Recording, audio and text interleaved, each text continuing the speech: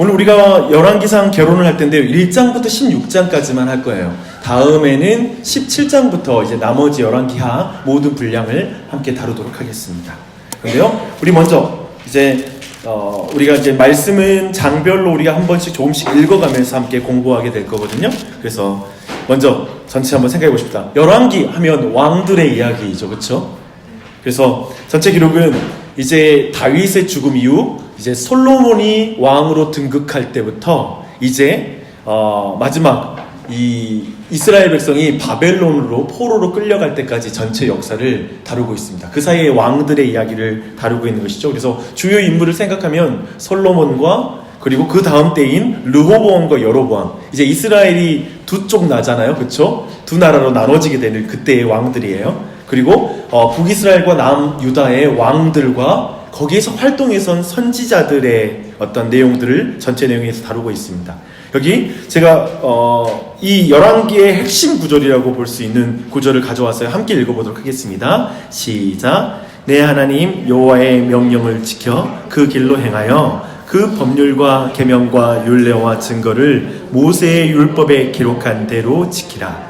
그리하면 내가 무엇을 하든지 어디로 가든지 형통할지니라 라고 말씀하고 있습니다. 그렇죠? 철저하게 열왕기의 그리고 열왕들의 이야기는 하나님의 말씀대로 지킴으로 번영하고 쇠락하는 역사예요. 이 관점을 정확히 가지고 있는 걸 계속 여러분이 주목할 필요가 있습니다. 한번 우선 전체 성경에서 본다면 열왕기서는 사무엘서를 잇는 이야기죠, 그렇죠? 그대로 이어가는 이야기예요. 다윗은 이스라엘 지파를 통일해서 왕국을 세워서 시작하죠. 옆에 보면 그림 보면 손을 펴고 달려가는 장면이 다윗이잖아요, 그렇죠? 다윗으로부터 이제 통일 왕국이 시작되었어요. 근데 사무엘하 7장이 매우 중요한 말씀이 있는데요. 그 7장에는 다윗의 혈통에서 메시아 왕이 올 것을 약속하는 말씀이 사무엘하 7장에 나옵니다. 이걸 무슨 언약이라고 부르죠? 다윗 언약이라고 부르고 있어요. 그래서 이 다윗 언약은 근본적으로 어디와 관련이 있냐면 이제 아브라함 언약과 관련이 있어요. 뭐냐면 이제 다윗 왕을 통하여 그의 혈통을 통하여 세워지는 그 나라를 통하여 온 열방 가운데 하나님의 복을 흘릴 것이다 라는 그 아브라함의 언약을 이룰 왕권이에요. 그렇죠? 그렇게 이해하시면 됩니다. 그래서 아브라함 언약은 굉장히 좀 더 광범위하다면 실질로 그 일을 이루는 주체가 누구냐 했을 때 바로 다윗 왕의 혈통에서 나는 왕을 통하여 그 일이 이루어진다라는 구체적인 그 내용이 이루어지는 것이죠. 굉장히 중요해요. 그리고 났는데 그렇다면 다윗 왕의 혈통을 통하여 만민이 복을 받는 나라로 이스라엘이 그렇게 돼야 되잖아요. 근데 문제는 뭐냐면 옆에 그림 보면 처음에 서 있다가 점점 사람들이 넘어지기 시작하잖아요. 그리고 뒹굴기 시작하죠. 그리고 엉망이 되기 시작해요. 뭔 말이냐면 11개의 왕들과 그 긴 그 계보의 이야기를 우리가 볼 때 중요한 건 아무도 하나님의 언약대로 살지 못한다는 거예요. 그 왕들이, 다윗의 혈통이 그래요. 그래서 결국 그 왕들이 하는 게 뭐냐면 이스라엘을 파멸로 이끌어요. 그리고 그 백성이 바벨론으로 포로로 끌려가는 그 일로 전체 이야기가 끝이 나요. 거기에서 이제 끝나게 되죠. 근데 이런 전체 이야기의 틀을 좀 봤는데요. 근데 좀 구조를 볼 필요가 있어요. 열왕기서는 5 부분으로 나누어지고 있어요. 그래서 그 첫 번째는 뭐냐면 첫 번째 1장부터 11장부터 그리고 마지막 뒤에 보면 18장부터 25장, 즉 열왕기하 18장 25장부터 25장까지거든요. 그러니까 열왕기서는 원래 한 권이니까 이렇게 구성된 거예요, 그렇죠? 그냥 구분을 누군가 해놓은 거예요. 원래는 한 권이니까 처음과 끝이 예루살렘 성전, 예루살렘을 중심으로 해서 기록이 돼 있어요. 그래서 왕상 1장부터 11장까지는 솔로몬의 통치를 보여주면서 예루살렘 성전 건축으로 전체 이야기가 시작돼요. 그리고 왕하 18장부터 25장까지는 예루살렘의 멸망과 바벨론 유수로 끌려가는 걸 보여주죠. 즉 예루살렘 성전이 무너지는 장면으로 끝이 나요. 그래서 앞뒤가 이렇게 구성이 돼 있어요. 그렇다면 그 사이에 있는 3가지 이야기는 어떤 내용이냐면요, 왕상 12장부터 16장까지는 왕국이 분열되는 역사를 보여주고 있고, 그리고 17장부터 왕하 8장까지는 이스라엘의 왕들과 선지자들이 등장해요. 근데 이때 선지자들의 시작이 누구냐면 엘리야예요. 지난주에 우리 너무 감사한 게 지난 주일 말씀하고도 연결이 돼요. 지난 주일날 세례 요한이 누구라고 하죠? 엘리야라고 하잖아요. 근데 그 엘리야가 이때 등장하는 거예요. 17장에 왕상 17장에 등장하는데 첫 왕들과의 관계에서 선지자라는 이름으로 등장하는 첫 대표적인 인물이에요. 그러면서 왕들이 하나님의 말씀에 떠나고 여러 가지 부분에서 문제가 생길 때 그걸 바로잡아주는 역할을 하게 되죠. 그래서 여러분 그 변화산에 예수님 변화산에 올라가는 사건이 있잖아요. 그때 누구누구가 나타나죠? 모세와 엘리야예요. 그러니까 모세의 율법을 근본적으로 이스라엘 모든 역사는 모세의 율법을 통하여 하나님의 나라의 법은 변치 않아요. 근데 그 법에 따라서 왕들이 바르게 시행하도록 계속 옆에서 그 백성들에게 하나님의 말씀을 전해주고 죄를 깨닫게 해주는 역할로 선지자가 위치하고 있어요. 그렇죠. 그래서 모세와 엘리야가 예수님을 증언하는 거예요. 당신은 이 모든 말씀의 근원이십니다. 그리고 당신만이 죄로부터 떠난 사람들을 돌이키게 하실 수 있는 분입니다. 즉 모세의 역할과 엘리야가 한 그 역할을 예수 그리스도가 성취한다는 걸 보여주는 게 변화산에서 그 두 사람이 예수님을 증언하는 거예요. 이해되시죠? 그런 측면에서 엘리야의 위치가 굉장히 그렇게 처음에 등장하게 돼요. 그래서 선지자들의 이야기, 그리고 왕하 9장부터 17장까지 이제 파국으로 치닫는 그 장면이 기록되어 있습니다. 그래서 이런 전체 이야기를 우리가 오늘 이제 차근차근 시작해 보겠습니다. 우리 1장부터 2장까지 우리 타이틀을 같이 한번 읽어볼게요. 시작. 다윗의 왕위를 이어받은 솔로몬. 네, 1장은 저는 이렇게 제목을 달아봤어요. 스스로 왕이 되려는 자와 하나님이 왕으로 세우신 자입니다. 근데 보니까요, 1장에 아도니아가 등장해요. 근데 이 아도니아는 이미 다윗의 첫째 아들과 그리고 압살롬이 이미 죽었어요. 그쵸? 죽고 나서 이제 왕위 서열에 있어서 이제 이 사람이 왕위 서열에 될 수 있는 그 위치에 있는 그 아들이었어요. 아도니아였어요. 그리고 뿐만 아니라 되게 용모가 아름다웠어요. 쉽게 말하면 사람들 보기에는 되게 왕감이에요. 왕이 되면 좋을 사람으로 비춰지는 거예요. 그런 사람이었어요. 반면에 솔로몬은 그렇지는 않죠. 다른 어떤 좀 더 솔로몬은 그런 위치는 아니었어요. 그러면서 아도니아는 자신이 왕이 되려고 스스로 왕이 되기 위해서 나서게 돼요. 쿠데타를 일으키는 것이죠. 그래서 이 사람은 하나님을 왕으로 인정하는 것보다 자기가 왕이 되는 것에 더 큰 관심이 있어요. 이 사람은 자리 욕심이 아주 많아요. 자리 욕심이 많게 되면 사람은 꼭 분당을 만들어요. 그 주변에 요압과 그리고 그 제사장이 붙어서 이 사람을 왕으로 만들려고 하는 시도가 같이 일어나요. 이렇게 되면 뭐가 나타나냐면 질서를 무시해요. 원래 다윗 왕이 지금 굉장히 노세에 있거든요. 즉 왕이 노세한 틈을 타서 왕을 무시하고 스스로 왕이 되려고 하는 거예요. 항상 이 과정은 역사적으로 계속 반복돼요.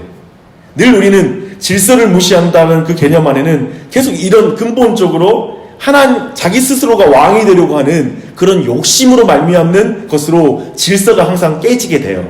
그리고 스스로 왕으로 세우려는 사람으로 이 사람들이 지금 등장하고 있죠. 아도니아와 그의 사람들이에요. 근데 솔로몬은 하나님이 택한 자예요. 계속 보면은 다윗이 이미 약속한 왕으로 솔로몬을 말하고 있어요.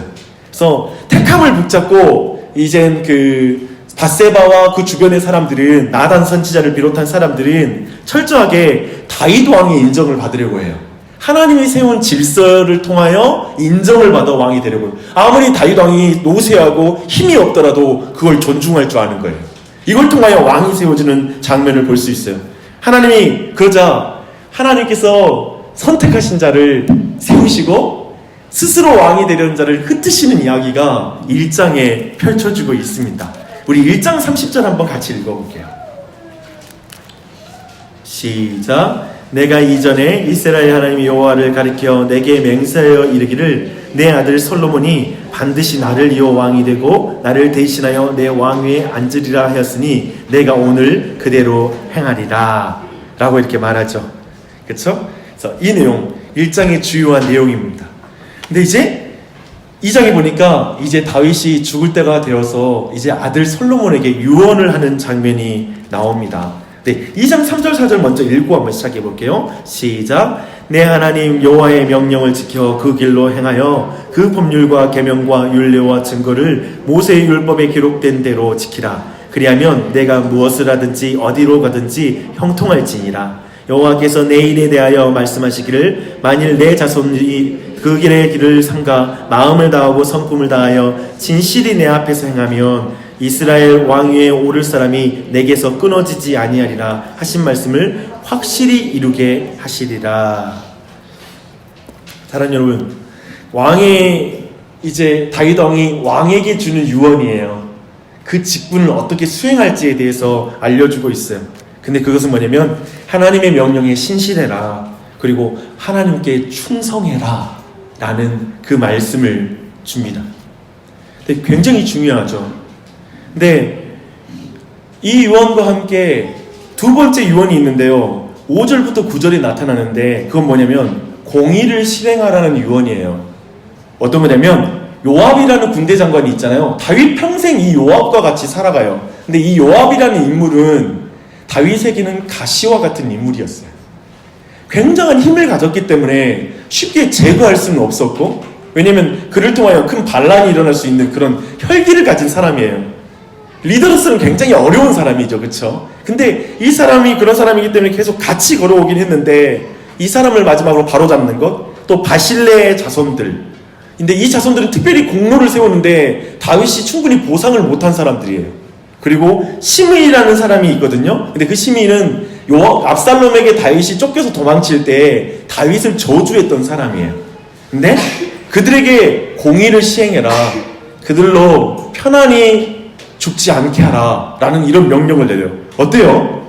마지막 죽는 판에 이런 애언을 아들에게 하는 그 마음은 무슨 심리일까요?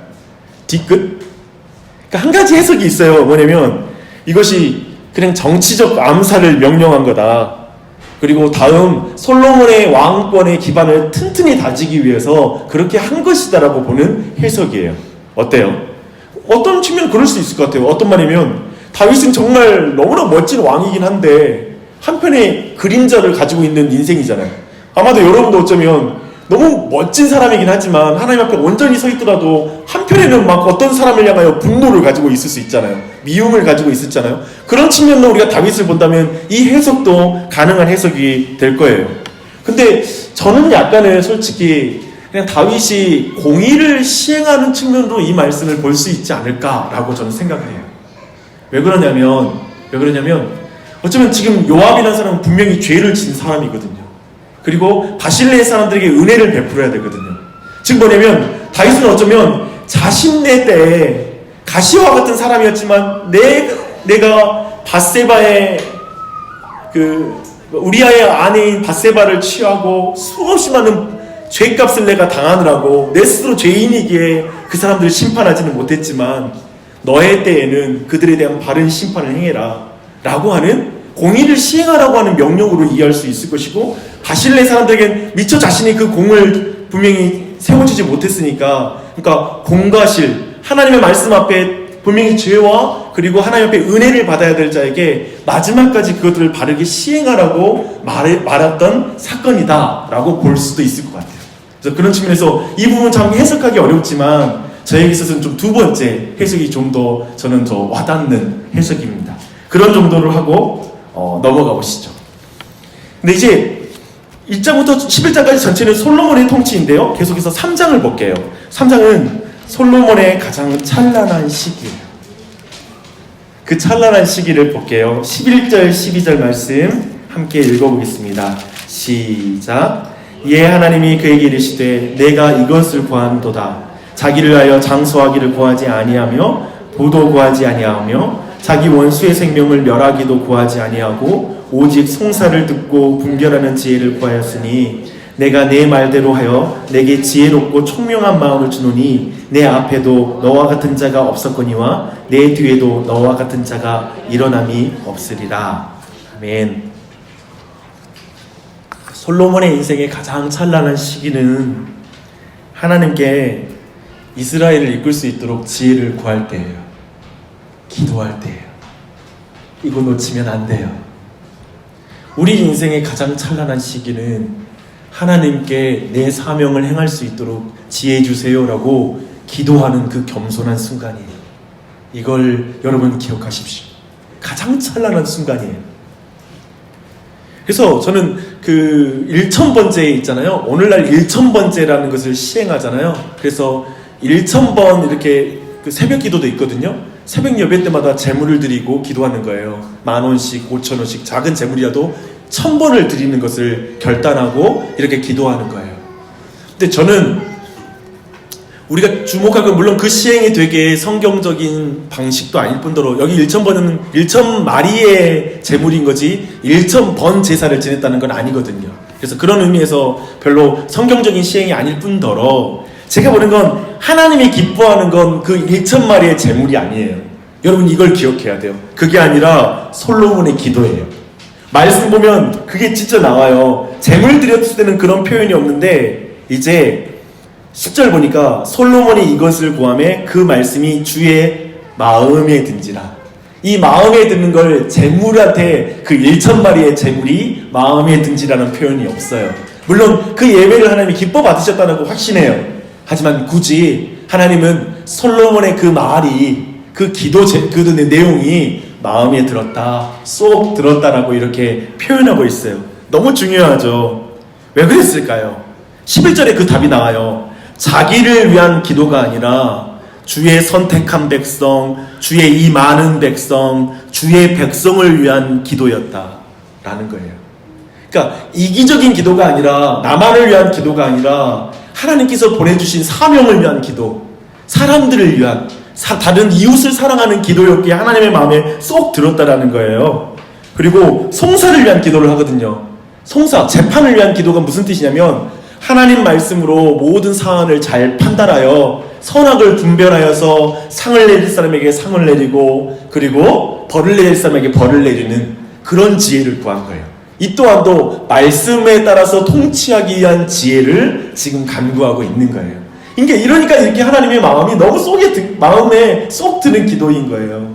여러분 이런 지혜를 구해야 돼요. 자녀들을 위해서 지혜 구하잖아요. 그 지혜의 특성은 뭐죠? 지식을 잘 쌓는 그런 지혜일 수 있어요. 그렇죠? 많은 경우 공부 잘하게 해주세요. 어려서부터 뛰어난 아이가 되게 해주세요라는 그런 지혜를 구하는 것 같아요. 근데 지금 솔로몬의 지혜를 구하거든요. 근데 솔로몬의 지혜는 그런 성격이 아니에요. 이기적인 그런 기도가 아니에요. 내 자식 잘 되게 해달라는 기도가 아니에요. 이 아이를 통하여 수없이 많은 사람들이 하나님의 뜻이 이루어지고 하나님의 목적이 이루어진 일에 이 아이를 사용해 주십시오. 그때 필요한 지혜를 주십시오. 하나님의 사명을 감당하기 위한 지혜를 주십시오. 이런 뜻이 되겠죠. 그래서 그런 기도를 하나님의 마음에 쏙 드는 기도입니다. 저는 그런 기도를 우리가 드렸으면 좋겠습니다. 이런 기도를 그 3장은 이렇게 솔로몬의 가장 찬란한 시기 그 기도의 내용을 우리에게 분명하게 보여주고 있어요. 근데 4장을 보니까요 하나님께서 주신 평화와 지혜를 볼 수 있어요. 25절을 한번 봐봐요. 4장 25절 다 함께 읽겠습니다. 시작. 솔로몬이 사는 동안에 유다와 이스라엘이 단에서부터 브엘세바에 이르기까지 각기 포도나무 아래와 무화과나무 아래에서 평안히 살았더라. 지금 단에서부터 브엘세바까지 뭐냐면 남쪽 끝에서부터 북쪽 끝까지라는 표현이에요. 그 모든 땅에서 포도나무 아래 그리고 무화과나무 아래, 이건 그곳에 있는 대표적인 산물이에요. 그 가나안 땅에. 그런 의미에서 너무나 풍족하고 평화를 누렸다라는 것인데, 이런 표현 그리고 이렇게 많은 평화에 대한 표현이 성경 전체에 거의 나타나지 않아요. 이것은 사실은 에덴 동산의 풍요로움을 말하고 있는 상징이에요. 즉 솔로몬의 시대에 이르러서 진정 그 나라가 너무나 부강하고 아름답고 그 평화 안에 하나님의 놀라운 축복 아래 있었다, 복주심 안에 있었다라는 표현입니다. 근데 또한 그것만이 아니에요. 하나님께서 그것만 주신 게 아니에요. 하나님이 지혜를 주셨어요. 29절 봐봐요. 시작. 하나님이 솔로몬에게 지혜와 총명을 심히 많이 주시고 또 넓은 마음을 주시되 바닷가의 모래와 같이 하시니 라고 말합니다. 그 바닷가의 모래와 같이라는 표현에서는 어쩌면 모래와 같이 많은 이스라엘 백성이 생각나죠. 그런 모든 백성들을 바르게 통치할 수 있는 지혜를 줬다라는 그런 의미와도 연결되어 보입니다. 그렇죠? 근데 이렇게 지혜를 주세요. 근데 그 지혜를 주신 목적이 뭐겠어요? 아까 말한 대로 그 백성을 통치하는 것과 관련이 있기 때문에 이런 표현을 쓰는 거예요. 아까 나왔던 기도와 연결이 되는 거예요. 기도 응답으로 주신 지혜잖아요, 이게. 그렇죠? 그거 연결되어서 지금 말하고 있어요. 그런데요, 먼저 잠깐 볼 게 있는데 여기에 좀 그림자가 하나 있어요. 26절 봐봐요. 26절 보면 시작. 솔로몬의 병거와 말 외양간이 4만이요 마병이 12,000명이며 라고 말하고 있죠. 신명기 17장 15절로 20절을 오늘 굉장히 자주 말하게 될 거예요. 근데 그런 면에서 한번 좀 봐봐야 될 것 같아요. 신명기 한번 펴보게요. 왜냐면 이게 너무 중요해요. 신명기 17장 15절로 20절. 이것은 이스라엘 왕을 향한 하나님의 규정이에요.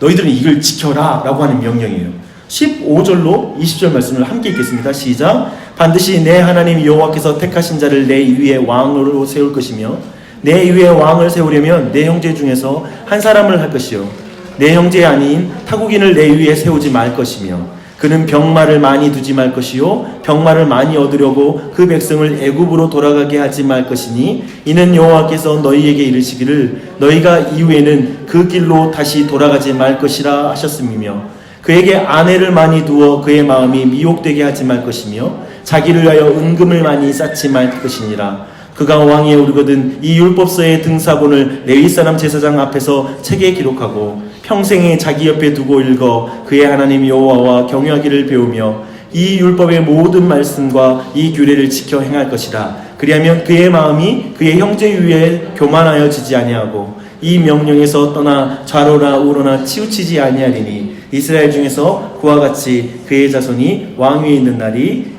장구하리라 라고 말하죠. 그렇게 본다면 지금 여기서 보는 우리 그림자가 뭐죠? 그 그림자는 26절에서 보는 그림자는 지금 마병을 많이 두고 있는 거예요. 그쵸? 마병을 많이 두고 있어요.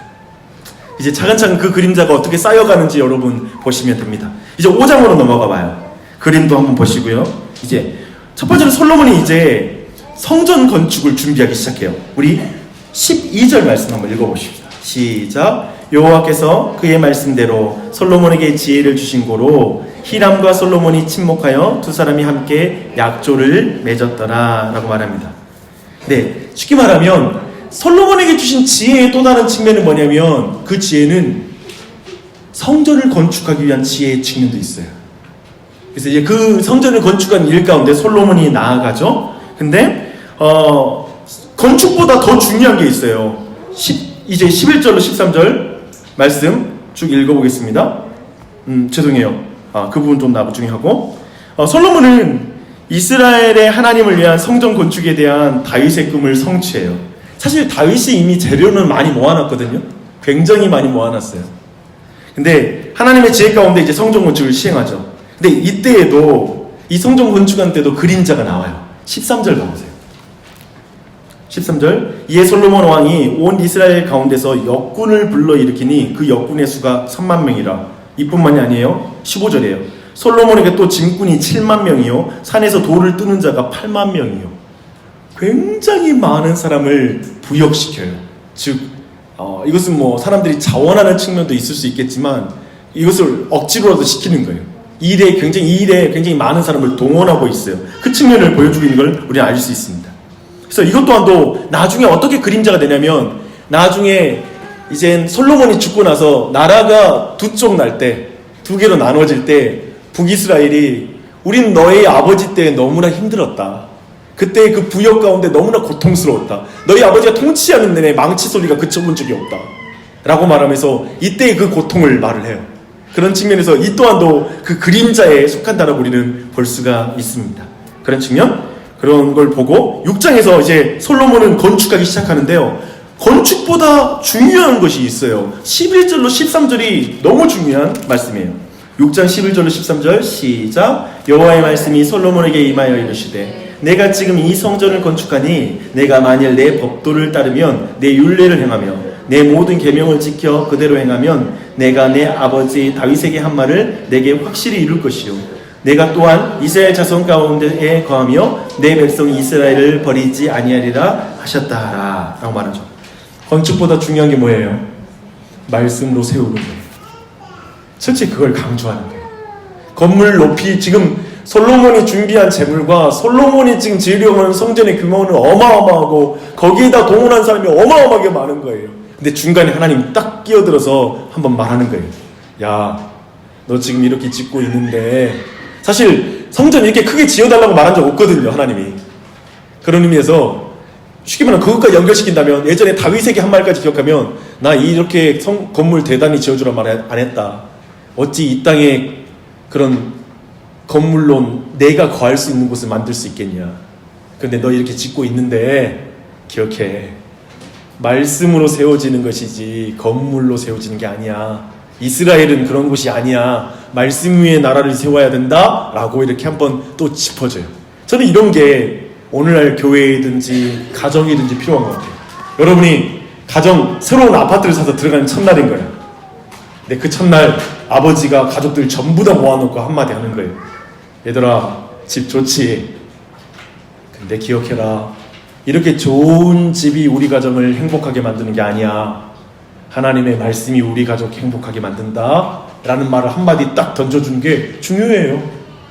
어쩌면 우리가 교회 위에 올라가서 저 공간을 가지만 저기에서 말씀이 안 가르쳐주면 헛되다 라고 말할 수 있을 거예요. 애기들을 놀리려고 저기서 잘 놀고 편의를 위해서 만들어서 어떻게 더 어떤 다른 목적을 가지고 우리가 저 공간 만들어 놓은 게 아니에요.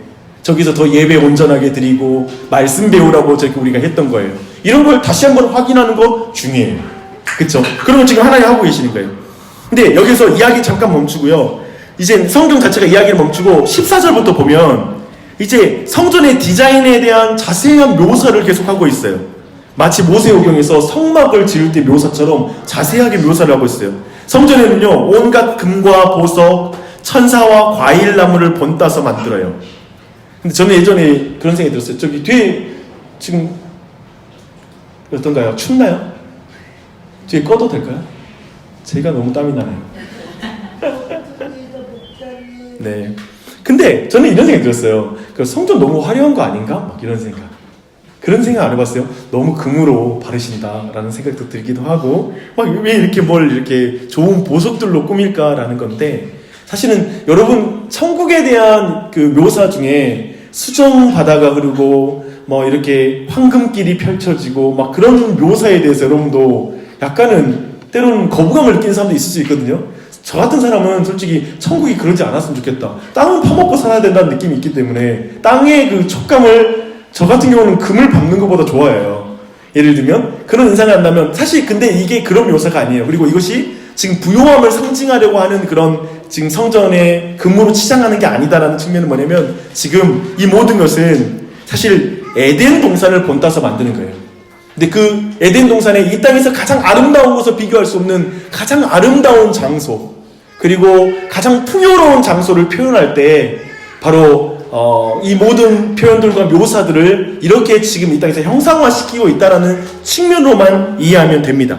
그래서 에덴 동산을 떠올리는 이미지로 가득한 거예요. 그래서 성전에 보면 에덴 동산의 이미지가 가득하고 그리고 이젠 지성소로 들어갈 때 휘장이 딱 닫히잖아요. 휘장이 닫히는 곳에 뭐가 그려져 있죠? 스랍이 있다고요. 스랍이 그 휘장 안에 새겨져 있어요.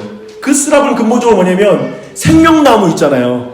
생명나무를 따먹지 못하도록 그 앞을 가리고 있는 막고 있는 그 스랍을 세우시거든요. 하나님이 마치 지성소 안에 바로 들어갈 수가 없는 거예요. 거기에선 참된 하나님을 만나게 되니까 마치 그런 모든 구조를 에덴 동산의 이미지로 지금 전체를 만들고 있습니다. 근데 성전은 이제 그런 의미에서 하늘과 땅이 만나는 것이에요. 하나님의 임재가 백성들 가운데 계신 곳이에요. 근데 여기에서 우리가 한 가지 분명히 배워야 될 게 뭐냐면 하나님 나라의 목적. 지금 하나님이 뭘 우리에게 전달해주고 있냐면 성막의 이 디자인은 나는 한 번도 에덴 동산에서 내가 가졌던 목적을 포기한 적이 없다. 이걸 말하는 거예요. 에덴 동산 때부터 나는 너희들과 함께 있고 싶었다. 그러나 죄 때문에 너희들이 떠나갔지만 나는 여전히 너희 중심 가운데 다시 에덴 동산을 만드는 거예요. 그리고 나는 너희들과 함께 하기를 원한다. 임마누엘 하기를 원한다는 걸 또 말하는 거예요.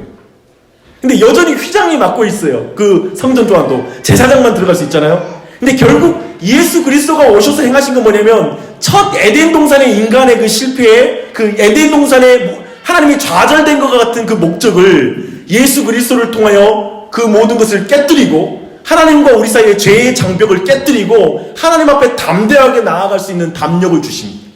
예수 그리스도의 사역은 바로 이 그 에덴에서의 하나님과의 관계의 회복이 있는 거죠.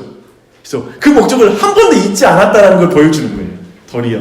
이걸 여러분이 잊어서는 안 돼요. 이 디자인 속에서 길을 헤매면 안 됩니다. 그 목적입니다. 근데 이게 7장의 내용이에요. 이제 성전 건축을 마무리하고 나서요, 야긴과 보아스라는 기둥을 세우는 게 나와요. 21절 봐봐요. 7장 21절 시작. 이 두 기둥을 성전의 주랑 앞에 세우되 오른쪽 기둥을 세우고 그 이름을 야긴이라 하고 왼쪽 기둥을 세우고 그 이름을 보아스라 하였으며 라고 말합니다. 근데 성막 때하고 성전 때하고 그하고 새롭게 생긴 게 크게 두 가지가 있어요. 한 가지가 뭐냐면 바다라고 말하는 큰 물을 받는 그릇이라고 해야 되나요? 대야인데 우리가 생각하는 수준의 대야가 아니라 굉장히 큰 대야라는 것이죠. 그리고 또 한 가지가 이 두 기둥을 세운 거예요. 근데 우리가 볼 건 뭐냐면 기본적으로 성전이라는 것은 신약에서는 교회를 상징하거든요. 그런 의미에서 볼 때 분명히 지금 교회에도 기둥이 있다는 거예요. 교회에도 기둥이 뭐냐면 사람이에요. 그냥 노쇠가 아니에요. 사람이 교회의 기둥인데 그 사람은 바다에 죄 씻음을 받고 바다의 그 물로, 원래 이 바다의 물을 물두멍과 바다 두 가지가 있는데 바다는 제사장님들이 자신을 씻을 때 사용하는 것이고 물두멍은 재물을 씻을 때 사용하는 거예요. 그런 의미에서 우리는 그 바다라는 것을 통해서 모든 사람들이 죄 씻음 받고 나서 이 야긴과 보아스의 뜻이 뭐냐면 야긴은 하나님이 세우신다, 보아스는 그 안에 능력이 있다라는 뜻이에요. 그래서 그들이 교회를 세우되 자신의 행위를 자랑하지 않고 하나님이 저를 세우셨습니다, 오직 하나님 안에 능력이 있습니다 라는 고백인 거예요. 이게 교회를 세우는 거예요. 내 자신을 세울 때도 하나님이 세우십니다, 하나님 안에만 능력으로 나를 세우셨습니다, 나를 죄 씻어주신 그 은혜에 감사합니다 라고 서듯이 교회라는 곳, 다른 사람을 세울 때에도, 교회를 세울 때에도 항상 우리 마음에는 교만할 수가 없어요. 죄 씻음을 받았습니다, 그리고 주님 오직 하나님의 능력으로 하나님의 교회를 세우십니다 라는 것으로 주의 교회가 세워지는 것이죠. 그것을 우리 안에 알려주고 있습니다. 그리고 나서 8장에서 성전 봉헌식이 8장에서 진행이 돼요. 이때 우리 66절 말씀만 한번 읽어볼게요. 66절 시작. 8째 달에 솔로몬이 백성을 돌려보내매 백성이 왕을 위하여 축복하고 자기 장막으로 돌아가는데 여호와께서 그의 종 다윗과 그의 백성 이스라엘에게 베푸신 모든 은혜로 말미암아 기뻐하며 마음에 즐거워하였더라. 이제 이렇게 성전 만들고 나서 하나님이 임재하시거든요. 그리고 나서 특별히 또한 이때 축제를 하는데 절기를 지내는데 절기 후에 사람들이 너무나 기뻐하며 이제 예배를 마치고 돌아가는 장면을 상상해 보세요.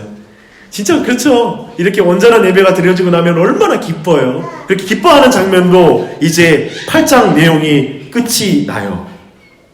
그리고 나서 이제 9장부터 11장까지 이제 솔로몬의 타락이 시작됩니다. 지난번에 우리 다윗 때도 그랬죠. 사무엘상 11장부터 사무엘 하였나요? 사무엘하 11장부터 다윗이 밧세바 범하고 나서부터 이제 무너지기 시작하잖아요. 근데 여기서도 이제 솔로몬의 타락이 시작됩니다. 성전을 완공하고 나서 솔로몬에게 또 하나님이 경고하시거든요. 우리 4절 5절 봐봐요. 저는 하나님이 참 놀라운 분이세요. 분명하게 경고를 미리 하세요. 우리에게도 그래요. 반드시 경고하십니다. 미리 말씀해 주세요.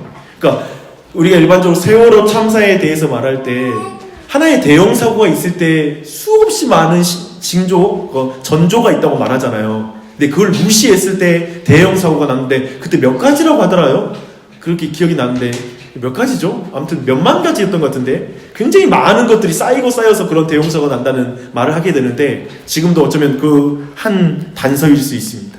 우리 4절 5절 말씀 다 함께 읽어볼게요. 내가 만일 내 아버지 다윗이 행함같이 마음을 온전히 하고 바르게 하여 내 앞에서 행하며 내가 내게 명령한 대로 온갖 일을 순종하여 내 법도와 율례를 지키면 내가 내 아버지 다윗에게 말하기를 이스라엘의 왕이 오를 사람이 내게서 끊어지지 아니하리라 한대로 내 이스라엘의 왕위를 영원히 견고하게 하려니와. 하나님이 9장 시작하자마자 이렇게 말씀하세요. 순종해라. 그러면 번영하게 해줄게. 이게 바뀌면 복잡해요. 또 이거 인과관계가 잘못되면 안 돼요. 바뀐다 말하면 번영하게 해주세요. 그러면 순종할게요. 이걸로 나가거나 번영하기 위해서 순종할게요 라는 것으로 가도 안 돼요. 하나님 말씀이니 순종할게요. 그 다음 번영은 사실 오늘날에는 번영이 어떤 사람에게 주어질 수 있지만 어떤 사람은 가난하게 될 수 있어요. 그러니까 신자의 참된 진실한 신앙에 항상 번영이 따르는 건 아니에요. 그것은 철저히 하나님의 주권에 속했어요. 이 측면을 생각할 필요가 있겠죠. 그렇죠? 이럴 때 우리는 분명하게 마음을 지키면서 신앙생활을 할 수 있어요. 네, 그런 것을 우리는 9장에서 볼 수가 있습니다. 근데 10장에 보니까 10장부터는 솔로몬의 놀라운 부와 그리고 솔로몬의 어떤 지혜의 영광이 가득한 게 이제 10장이기도 해요. 그 찬란해요. 우리가 잘 알고 있는 스바 여왕, 남방의 한 여왕이 찾아와 방문합니다. 근데 뭐냐면 하도 이제 솔로몬의 지혜에 대한 소문을 들어서 확인하려고 와요. 근데 솔로몬에게 하나님이 지혜를 주신 목적이 이때 드러나요. 그렇게 먼 곳에까지 사람들이 찾아오잖아요. 그러면 지혜를 주신 목적이 솔로몬이 분명히 하면 누구를 드러내야 돼요? 하나님을 드러내야 되죠. 하나님의 영광을 드러내고 하나님의 놀라움을 드러내야 돼요. 근데 점점 솔로몬의 입술에서 하나님에 대한 말은 사라지기 시작해요. 거의 나타나지 않아요. 그런 걸 우리가 볼 수 있어요. 그리고 그림자가 또 있습니다. 28절 29절이에요. 28절 29절 솔로몬의 말들은 애굽에서 들여왔으니, 이 표현이 굉장히 중요해요. 솔로몬의 말들은 애굽에서 들여왔으니, 왕의 상인들이 값주고 산 것이며 애굽에서 들여온 병거는 한 대에 은 600세겔이요 말은 한 필에 150세겔이라 이와 같이 햇사람의 모든 왕과 아람 왕들에게 그것들을 되팔기도 하였더라 라고 말하고 있습니다. 그쵸? 군사력을 증강시키는 것, 이 또한도 아까 신명기 17장의 말씀을 어기고 있는 거예요. 이렇게 성전 건축 후 얼마 되지 않아 솔로몬의 어리석은 선택들이 계속 이어집니다. 이게 왕국의 쇠퇴와 연결이 돼요. 여러분 항상 그런 것 같습니다. 잘 나갈 때 정말 문제가 크게 없을 때 굉장히 두려워해야 됩니다. 조심해야 돼요. 거기 안에 예전에 제가 기억이 나요. 제가 서울의 동안교회를 다녔었는데 그 당시 그때 통합축교회를 다녔죠. 그때 우리 담임 목사님이 김도호 목사님이었어요. 지금 높은 뜬 수기교회 연합교회 쪽을 이제 처음에 개척하셔서 지금 굉장히 그 교회가 많이 성장했고 한국교회에 참 좋은 영향력을 많이 끼치시죠. 저는 이제 그 목사님 설교 듣고 청년의 한때를 보냈죠. 근데 어느 날 갑자기 주일날 단에 서시더니만 설교를 하시는데, 제가 알기로는 그때 당회에 말하지도 않고 저는 오늘부로 사임한다는 설교를 바로 하시는 거예요. 근데 그때 했던 말이 제 머리에 아직도 남아있어요. 그때 뭐라고 했냐면, 동안교회는 제가 없어도 이제 교회는 자연적으로 성장합니다. 지금 이 교회는 그냥 가만히 있어도 성장하는데 제게 있어 고민은 그냥 자연스럽게 성장한다고 해서 교회에 문제가 없는 건 아닙니다. 그 말씀을 하시더라고요. 제게 그 말이 계속 마음에 있어요. 어린 마음에도 그 마음이 남았고 지금까지 남아있어요. 저는 우리 교회에 예를 들면 계속 성장하는 과정이 있다 해서 저는 문제가 없다고 생각하지 않아요. 문제가 너무 많아요. 그것이 우리를 겸손하게 만들어요. 그리고 하나님의 은혜를 구하는. 근데 어떻게 외적인 것들로 잘 나가는 것으로 문제없어, 우리 지금 너무 잘하고 있고 하나님이 우리 교회를 분명히 사랑하는 게 틀림없어 라는 식으로 그렇게 우리가 확증하면서 기만하기 시작하면 교회는 더 큰 위험에 빠질 거예요. 마치 어쩌면 우리는 이 상황 속에 그런 모든 걸 지금 솔로몬의 모습에서 그걸 볼 수가 있어요. 근데 11장에 드디어 2절 4절에 보면 이제 어떤 일이 벌어졌는지 우리가 보게 됩니다. 2절부터 4절 보겠습니다. 시작. 여호와께서 일찍이 이 여러 백성에 대하여 이스라엘 자손에게 말씀하시기를 너희는 그들과 서로 통혼하지 말며 그들도 너희와 서로 통혼하게 하지 말라. 그들이 반드시 너희의 마음을 돌려 그들의 신을 따르게 하리라 하였으나 솔로몬이 그들을 사양하였더라. 왕은 후궁이 700명이요 첩이 300명이라 그의 여인들이 왕의 마음을 돌아서게 하였더라. 왕이 나이가 많이 들 때에 그의 여인들이 그의 마음을 돌려 다른 신들을 따르게 하였으므로 왕의 마음이 그의 아버지 다윗의 마음과 같지 아니하며 그의 하나님 여호와 앞에서 온전하지 못하였으니 어떡합니까? 9절 솔로몬이 마음을 돌려 이 표현을 써요. 쉽게 말하면 솔로몬의 마음이 여호와께 떠난 거예요. 마음이 떠나버렸어요. 처음에는 그냥 정치적 동맹을 해 이방 여인과 그냥 육체적으로만 나는 관계를 맺지 전혀 나는 하나님을 버릴 마음 없어. 나는 그냥 이렇게 육체적인 것들 뿐이야 라고 생각했을지 모르죠. 그것을 충분히 왕으로서 누릴 수 있는 거잖아 라고 생각하면서 그렇게 타협하기 시작했을 거예요. 그런데 결국 그 마음을 이방신에게 빼앗겨요. 이방신을 용납하는 거예요.